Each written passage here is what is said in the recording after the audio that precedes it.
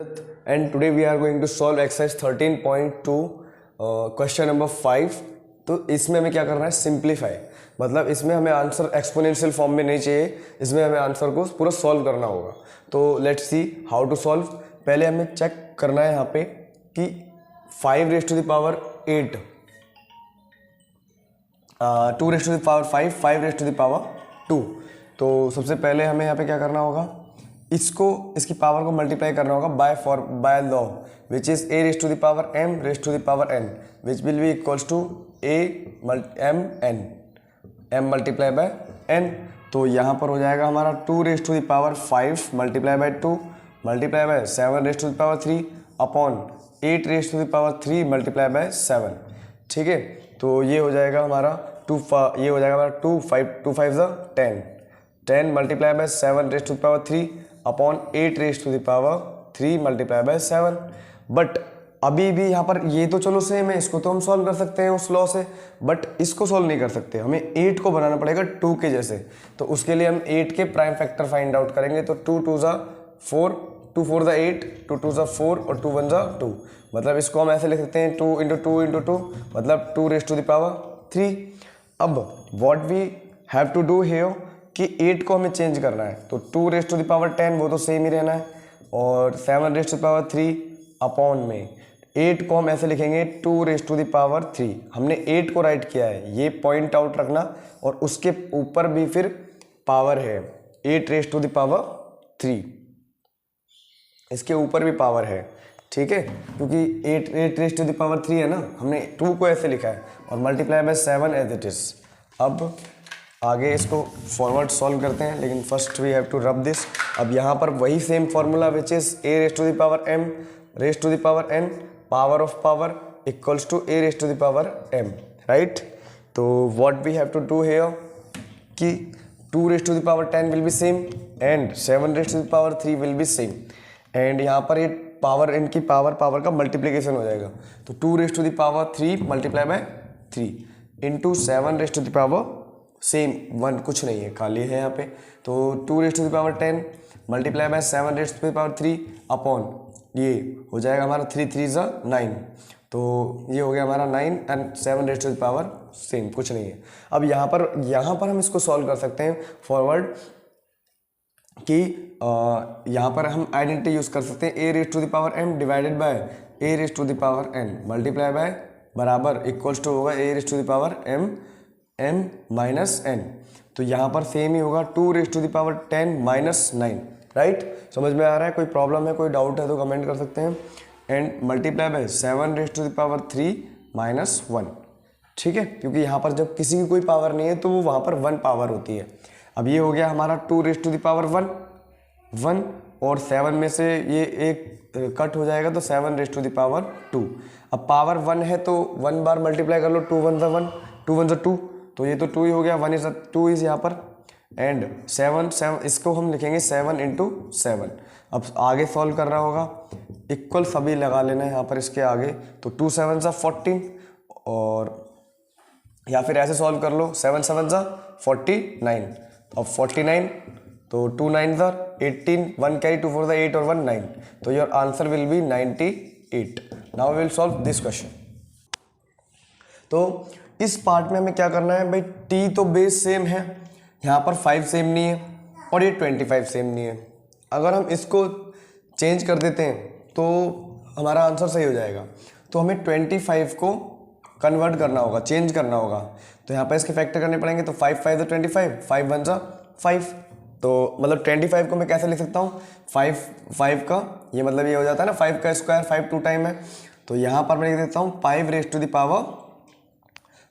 To the power 2। ठीक है, multiply by 5 raise to the power 2 multiply by t raise to the power 8। Base same होना चाहिए, then we can solve any question.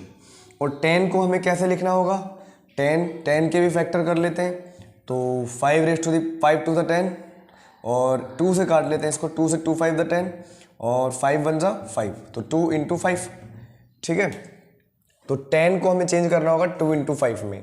तो 2 into 5 raise to the power 3। ठीक है, 2 into 5 raise to the power 3, and multiply by t raise to the power 4। अब हमारा answer थोड़ा सा easy हो जाएगा इसको सॉल्व करना, ठीक है।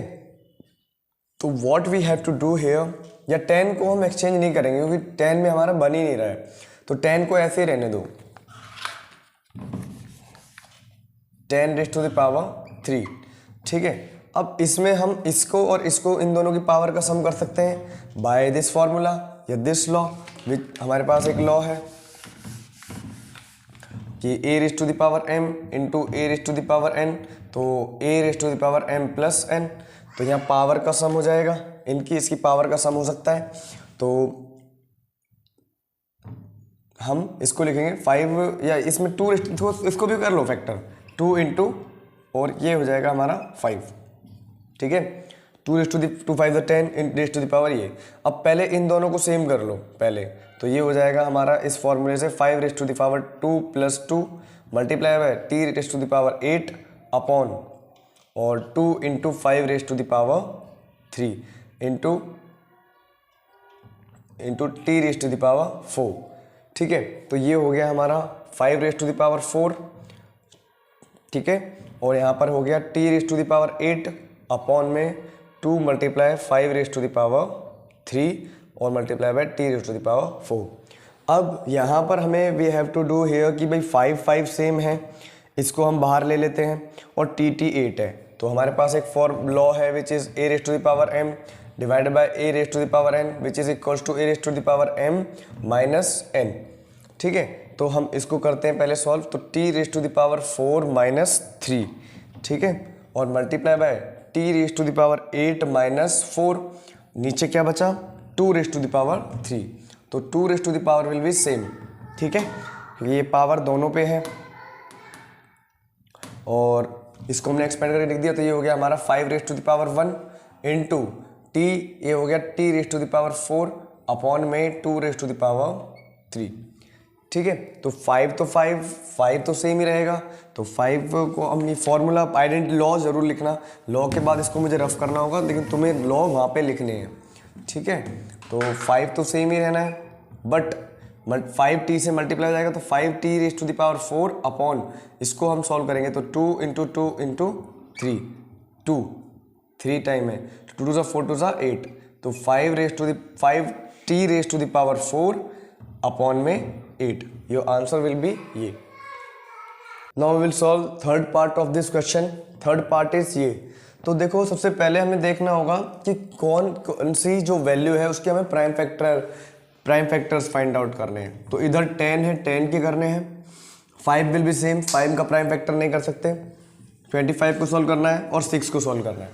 तो पहले इनके प्राइम फैक्टर कर लो। 10 को हमें लिखना होगा, 10 को 2 5 ज़ा 10 और 5 से 1, तो इसके प्राइम फैक्टर आ गए 2 इंटू 5, और फिर 25 के, है ना, 25 के हमें 25 को हम लिख सकते हैं 5 इंटू 5 और 5 1 5, तो 5 इंटू 5, और 6 को हम लिख सकते हैं 6 के प्राइम फैक्टर 2 3 ज़ा 6 3 1 ज़ा 3, तो ये इनके प्राइम फैक्टर हो गए और हमें इनको चेंज करना होगा। तो first we will change this, तो ये हो गया हमारा 10, इसको हम लिखेंगे 2 रेज टू द पावर 5 और रेज टू द पावर 5, ठीक है, एंड राइट 25 को हम लिखेंगे 5 मल्टीप्लाई 5, या 5 मल्टीप्लाई 5 नहीं, 5 का square, 5 raise to the power 2, इसको तो हम लिख सकते हैं ना सेम ही, and upon 5 raise to the power 7 will be same, and 6 raise to the power को we have to write like this 2 into 3 raise to the power 5, ठीक है। अब यहाँ पे पावर ये दोनों पे है, ठीक है, दोनों पे है, तो यहाँ हम एक आइडेंटिटी भी यूज कर सकते हैं विच इज ये कि a multiply b raise to the power m which be equals to a raise to the power m and b raise to the power m, ठीक है। तो b और इस पे दोनों पे अलग अलग पावर, तो यहाँ पर हमें इसको भी चेंज करना होगा पहले, तो 3 raise to the power 5 multiply by 2 raise to the power 5 multiply 5 raise to the power 5, ठीक है, and multiply by 5 raise to the power 2 upon 5 raise to the power 7 multiply by 2 raise to the power 5 multiply by 3 raise to the power 5। क्योंकि ये हमने एक law हमने discuss किया था, fourth law, which is कि जब ऐसे a मल्टीप्लाई b हो तो दोनों के ऊपर पावर होती है। ठीक है, अब हमारा काम थोड़ा आसान हो जाएगा।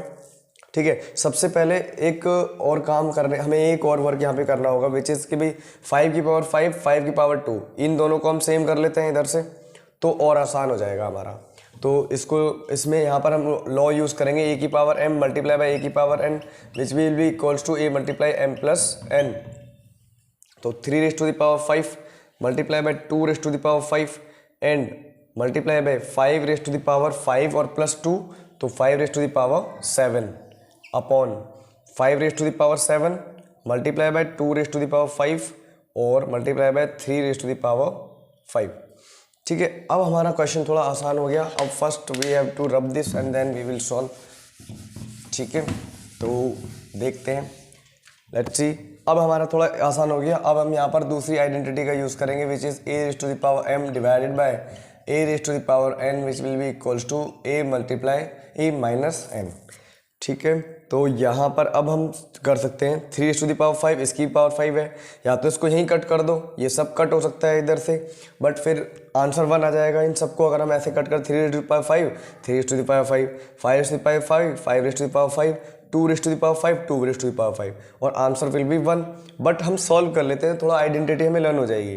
तो 3 raise to the power 5 minus 5 and multiply by 2 raise to the power 5 minus 5 और 5 raise to the power 7 minus 7।